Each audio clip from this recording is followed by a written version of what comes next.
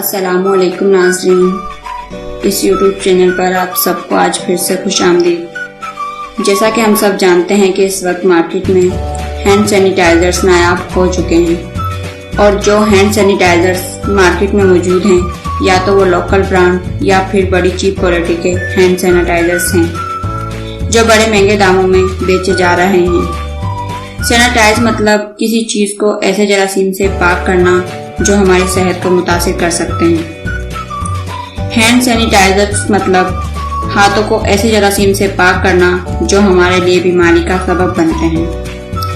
आज मैं आपको बताऊंगी कि आप घर में 100% नेचुरल हैंड सैनिटाइजर्स बड़ी आसानी के साथ बना सकते हैं। मज़ीद इसी तरह की वीडियोस देखने के लिए इस चैनल को सब्सक्राइब करना ना भूलें। अब हम हैंड सैनिटाइजर बनाना शुरू करते हैं।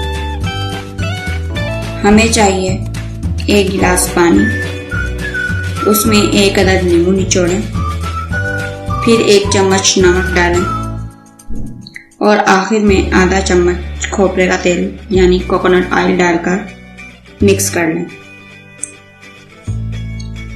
ये हमारा हैंड सैनिटाइजर तैयार हो चुका है। YouTube पर इसके बनाने के और बहुत से तरीके हैं, लेकिन ये सबसे आसान तरीका है जो 100% नेचुरल है। शुक्रिया।